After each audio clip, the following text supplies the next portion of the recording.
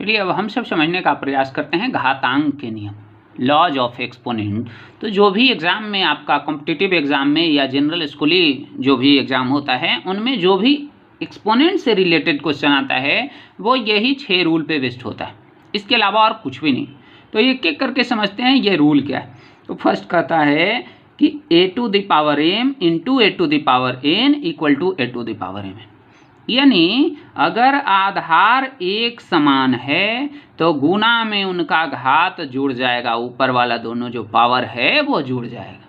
इसी तरह से अगर आधार एक समान है तो भाग में, बट्टा कहने का मतलब भाग में पावर जो है वो घट जाएगा।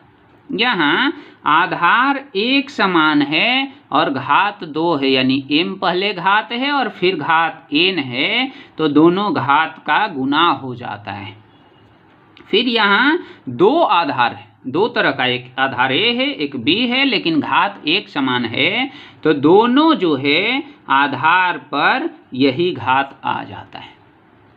इसके बाद एक नियम कहता है कि आधार अलग अलग, यहाँ आधार अलग अलग था तो गुना के फॉर्म में था, यहाँ आधार अलग अलग है तो भाग के फॉर्म में है, तो रिजल्ट भी भाग के फॉर्म में रहेगा और दोनों पर यही घात हो जाता है। और लास्ट, किसी भी आधार का यदि घात 0 है तो उसका मान 1 के बराबर होता है।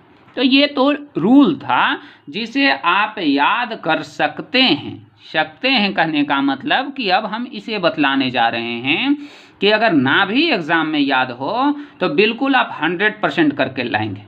जैसा कि शुरू से ही हम कह रहे हैं कि एग्ज़ाम में आपका एक भी क्वेश्चन नहीं छूटेगा, तो ये दावा है कि क्वेश्चन नहीं छूटेगा किसके अभाव में? फॉर्मूला के अभाव। अगर फार्मूला ना भी याद है तो आप सारा क्वेश्चन करके लाएंगे। चलिए देखते हैं कि यह सारा फार्मूला स्लिप कर गए तो कैसा हो, किस तरह से वहाँ पे हम तुरंत भर में कर लेंगे कि फार्मूला ये था, प्लस था या माइनस था या गुना था, इस तरह से यही कन्फ्यूजन क्रिएट होता है।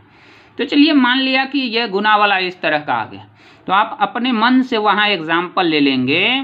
ऐसा ले लिया बेस एक समान है तो बेस एक समान ले लिया, इसका जो है पावर अलग अलग है, घात अलग अलग है, तो 1 पे घात 2 ले लिया, 1 पे घात 3 ले लिया।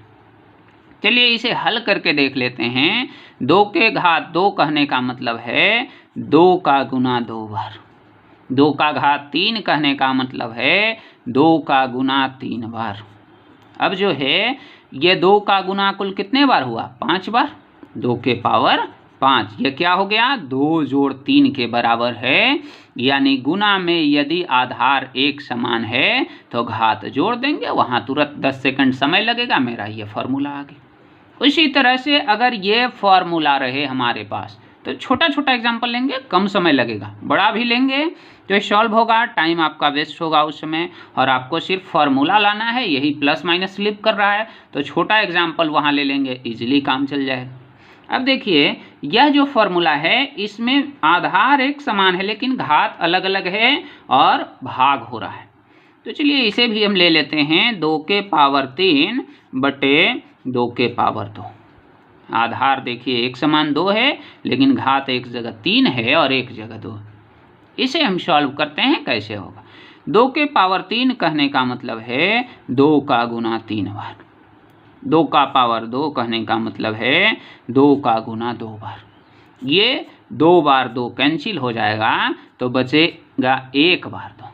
ये जो 1 बार 2 आया 3 घटाव 2 के बराबर, यानी यह जो न्यूमरल आया 3 घटाव 2 के बराबर है। तो चलिए वहाँ भी फॉर्मूला मेरा आ गया, a to the power m by a to the power n equal to a to the power m minus a। तो अगर एग्जाम में आप स्लिप भी करते हैं तो चंद सेकंड में यह काम कर देंगे और बिल्कुल फार्मूला की वजह से आपका कोई भी क्वेश्चन नहीं छूटेगा। उसी तरह से अगर ये स्लिप कर रहा है तो 2 के पावर 2 ले लिया और इसका पावर 3 ले लिया, इसका कहने का मतलब है 2 के पावर 2 मतलब 2 बार 2 का गुना और पूरे का पावर 3। अब यह जो है दोनों का पावर 3 है तो 2 का पावर भी इसका भी 3 हो गया और दूसरे वाले 2 का पावर भी 3 हो गया। इसका कहने का मतलब है 2 गुना 2 गुना 2 3 बार, उसी तरह से इसमें भी 2 गुना 2 गुना 2 3 बार। अब कुल यह जो है 6 बार 2 का गुना है जो 2 गुना 3 के बराबर। तो इस तरह से एग्जाम में वहाँ हम फट से कर लेंगे कि a to the power m whole to the power n equal to a to the power mn। इसी तरह से अगर इस टाइप का न्यूमरल रहे 2 गुना 3 का पावर ये जो है 5 रहे 4 रहे कुछ रहे, तो इस टाइप का यहाँ हम किए हैं कि दोनों अलग अलग है तो दोनों पे पावर आ जाएगा। यहाँ एक समान है, यहाँ अलग अलग, तो एक समान रहे या अलग अलग भी रहे दोनों पे ये पावर आ जाएगा, यानी 2 के पावर 5 और 3 का पावर 5 हो जाएगा। उसी तरह से यहाँ भाग के फॉर्म में भी है तो दोनों पे पावर आ जाएगा। यहाँ एक ये जो है a to the power 0 equal to 1, इसे आप एग्ज़ाम में अगर स्लिप कर जाते हैं तो 0 लाना है। 0 लाने के लिए आप किसी भी न्यूमरल को किसी से घटा सकते हैं। यहाँ 1 घटाओ 1 ले लिया, आप 2 घटाओ 2 भी ले सकते हैं। 1 घटाओ 1 लेने से आसान हुआ, जल्दी बनेगा, इसके चलते छोटा नंबर ले लिया। मतलब जितना भी फॉर्मूला अगर आप स्लिप करेंगे, छोटा न्यूमरल के सहारे अगर बनाने का प्रयास करेंगे तो जल्दी हो जाएगा। फॉर्मूला वहाँ लाना है, कुछ हमें तो ये इस पर दिखाना तो नहीं एग्जामिनर को कि नहीं हम ऐसा भी जानते हैं। वहाँ सिर्फ फार्मूला मेरा स्लिप किया, उसे डेराइव करके फटाक से हमारा प्रॉब्लम सॉल्व हो जाए, इस पर फोकस करना है। तो वहाँ ये छोटा न्यूमरल ले लेंगे तो ये जो हो गया इस टाइप का ये आ गया a to the power m minus n। तो इसे हम a to the power m by a to the power n लिख सकते हैं, यानी a के पावर 1 बटा a के पावर 1। अब ये दोनों सेम है तो कट गया, कटने पर इसका रिजल्ट 1 आएगा। इसी तरह से यहाँ a to the power 5 minus 5 भी लिखेंगे तो 5 से 5 कट जाएगा, a to the power 5 a to the power 5 cut जाएगा। कोई भी न्यूमरल लेंगे ये कट जाएगा। तो ये था आपका घातांक का नियम।